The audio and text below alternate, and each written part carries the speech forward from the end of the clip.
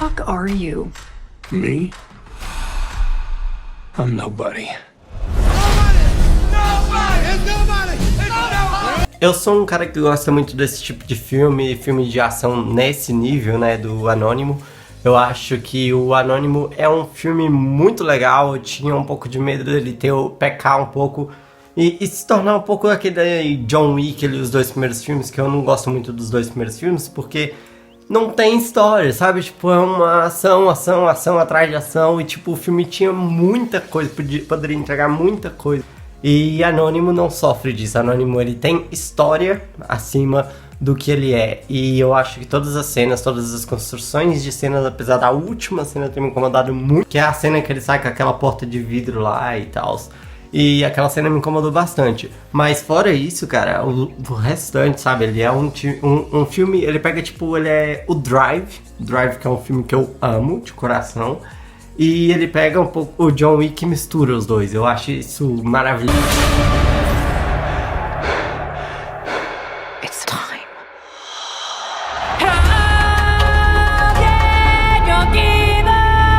Eu tive que rever Duna. Eu assisti Duna uma segunda vez agora, mas eu acho que o principal de eu ter assistido Duna foi o fato de eu ter assistido o Duna de 1985, se não me engano.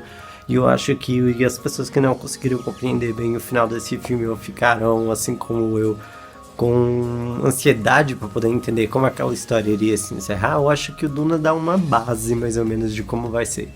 E eu acho que tudo isso tem influenciado muito para mim poder colocar esse filme de volta nessa lista. Essa lista ele já estava fora, no lugar dele iria acabar vindo Maligno, que é um filme do James Wan. E é um filme sobre slasher, né? Tipo Halloween, Pânico, esses filmes assim. Eu acho que há muito tempo não temos um filme desses bons e Maligno iria acabar entrando aqui.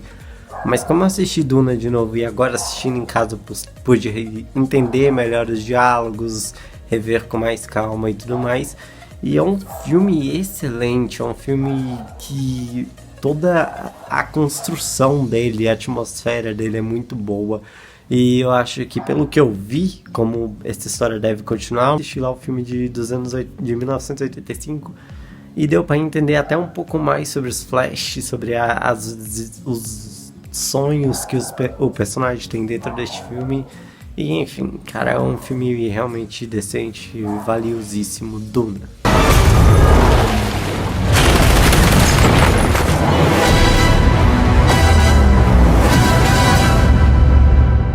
Esse é um dos filmes que eu me surpreendi muito quando eu assisti, que é, né, 007 Sem Tempo para Morrer, porque eu não sou muito fã dos outros filmes, dos filmes anteriores desta franquia, né, desse James Bond. Eu acho que o primeiro é maravilhoso, o primeiro é realmente muito bom, Cassino Royale. E depois eles se perderam ao longo dos filmes. Mas esse, Sem Tempo para Morrer, é maravilhoso e eu achei muito digno o que a Sony fez com esse filme, sabe? Eles, tipo, pegaram e falaram, olha, isso aqui é James Bond, entendeu? Isso aqui é James Bond, é a essência do James Bond. Isso aqui são as pessoas novas, são os novos fãs do James Bond, né? São essas pessoas que estão crescendo com esse novo cinema, essa nova geração do cinema. E então ele pegou esses dois, misturou e fez assim, ó.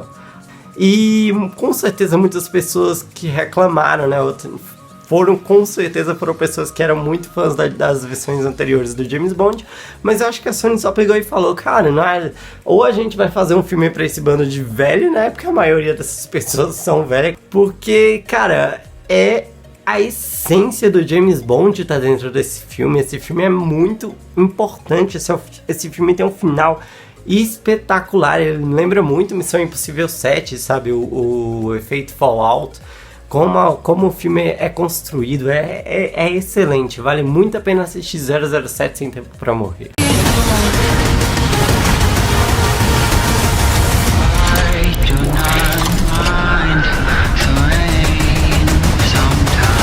O Esquadrão Suicida de James Gunn também, né, foi um outro desses filmes que é igual Duna. Depois que eu assisti outra vez foi que eu fui começando a entender melhor. Mas o Esquadrão Suicida, eu tenho até um vídeo bacana falando já sobre ele. Guardiões da Galáxia 2, por exemplo, eu assisti o filme, eu achei um filme bom, mas eu não achei tão bom assim, sabe? E foi o mesmo com Esquadrão Suicida, e os dois são do James Gunn. Então é muito interessante que eu passei uns dias, aí assisti o filme de novo, aí alguma coisa dentro de mim queria rever aquele filme e eu revi de novo e depois assisti. Quando eu cheguei à conclusão de que esse filme era muito bom, e ele é muito bom. Se eu não tivesse assistido agora nesse fim de ano para poder fazer essa lista aqui, outros filmes excelentes, tipo maravilhosos, até filmes do Oscar também, esse com certeza estaria bem mais pra frente nessa lista.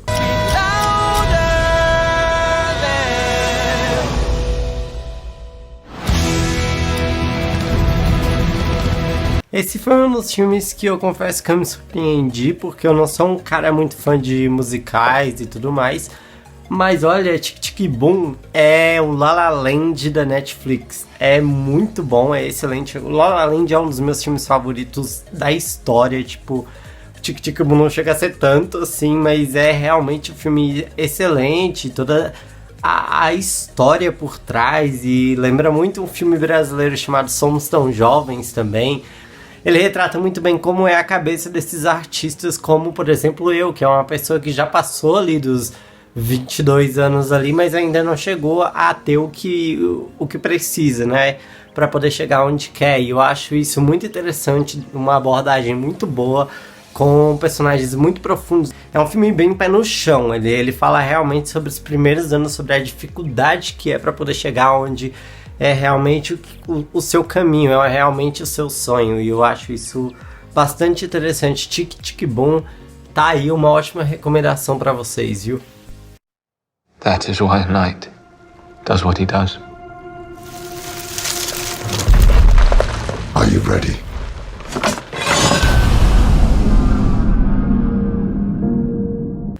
Este filme é surpreendentemente incrível. Eu gosto muito desses filmes de fantasia, principalmente essas fantasias mais adultas, né? E eu acho muito interessante que tenha tido um filme assim com uma atmosfera tão boa, uma abordagem tão bacana. Todos os filmes da A24, né? Eu acho que é esse o nome da produtora, são muito bem pensados, são muito bem feitos, e esse filme não fica atrás sendo...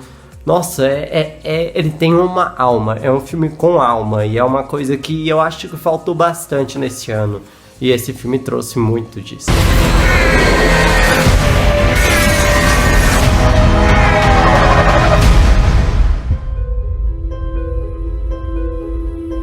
Caça-Fantasmas, por incrível que pareça, eu acho que talvez seja o melhor desses filmes, né, dessa trilogia, que esse Caça-Fantasmas, ele é um filme que continua mais o evento do primeiro filme. Na verdade, eles não tocam no evento do segundo filme, é tipo um Caça-Fantasmas 2, ou uma sequência lá do original. E por se fazer... Esse filme é dirigido pelo filho do diretor original, então, tipo, eu acho que isso já me dava cartas pra olhar o trabalho desse cara, só que eu não achei que o trabalho desse cara ia ser tão bom, principalmente por ser levada ao público infantil e ao público jovem, sabe? Ele tem núcleos de público jovem ali. Cara, o filme se coloca bem ali naquele filme dos anos 80, e como eu disse, ele talvez funcione até melhor do que o primeiro filme, porque a vibe dele, os personagens dele, toda essa ideia de trazer um filme na pegada Stranger Things pra fantasmas ia funcionar muito bem, e funciona muito bem. Os diálogos são ótimos, os personagens são ótimos, as crianças agem muito bem, e eu não esperava que esse filme fosse ser tão maravilhoso e tão impactante dentro da minha vida como foi, principalmente por ser um filme assim que tem aquela pegada um pouco mais tipo filme pra festival e tal, uma coisa muito mais pra você admirar, sabe? Nossa, Caça-Fantasmas pegou lá dentro da alma, sabe? Ele foi mais além. E é Caça-Fantasmas, não vem com essa, Brasil, de colocar Ghostbusters, não, é Caça-Fantasmas, pô. Nessa! Silêncio, Bruno! Luca. Luca é um dos filmes mais interessantes da Pixar que saiu esse ano. Eu acho que eu não esperava tanto que esse filme fosse ser tão bom assim, mas quando eu assisti ele, eu achei um filme excelente, eu achei um filme espetacular, profundo, né? Ele é um filme que toca em assuntos maravilhosos, é um filme excelente para criança, sabe?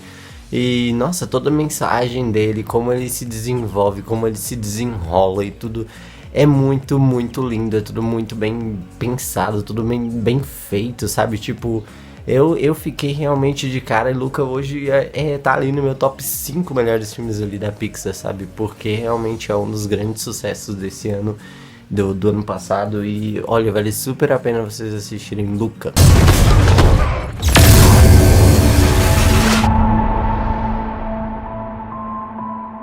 Eternos pra mim foi uma das grandes surpresas. Eu acho que Eternos é um filme excelente, é um filme que nos traz grandes questionamentos e algumas questões filosóficas pra dentro desse filme, que é da Marvel, né? Eu acho que a Marvel ela faltou, tava precisando trazer um pouco mais desse tipo de filme, desse tipo de assuntos, desse tipo de filme que brinca um pouco ali com o que é ser um filme mais clássico, um filme com uma pegada mais séria, mais realista.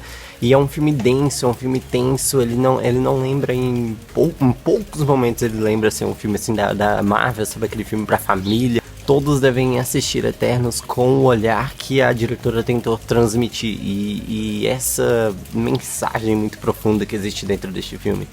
É uma das coisas mais incríveis que existe dentro desses filmes da Marvel. Eu acho que a Marvel ela precisava disso, desse filme um pouco mais diferenciado dos outros que ela já tem.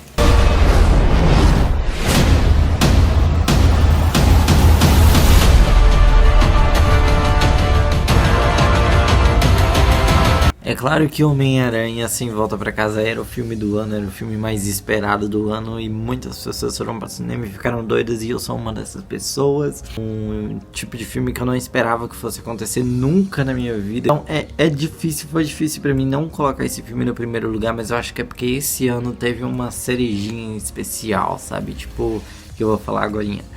E Homem-Aranha ele trouxe não só, tipo, vários personagens espetaculares e vilões que deu uma profundidade ainda maior que eles já tinham dentro dos filmes dele, e ainda nos trouxe o que é melhor, nos trouxe uma história boa, nos trouxe uma história condizente, nos trouxe uma história fantástica, um filme bom, né? A minha maior preocupação com esse filme era se ele seria um filme bom, e Homem-Aranha foi muito mais do que bom.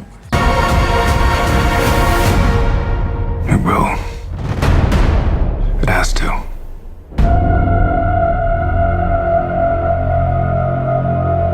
E em primeiro lugar, claro que a gente não pode esquecer de falar desse espetáculo que foi esse filme, né? Ele abriu portas para inúmeras outras coisas, para a década do fã, na verdade, né? Do fã poder reclamar e querer aquilo que ele quer. E eu acho que esse filme, o Homem-Aranha, ele é maravilhoso, ele é tudo, é um filme espetacular para mim, entrou na minha vida de uma forma absurda. Só que o Zack Snyder Justice League, eu já esperava muito, uma das pessoas que lutou muito pelo release do Snyder Cut. Então, quando eu assisti, eu me surpreendi demais, porque eu não achei que ia ser tão bom quanto Batman vs Superman, que é um filme muito profundo, muito... tá dentro do meu coração, sabe? Então eu sempre falei, eu acho que não vai ser melhor que Batman vs Superman, mas eu acho que vai ser um filme muito bom, até porque agora ele ia ter um porquê, né? E, cara, foi muito, muito, muito maior do que eu esperei.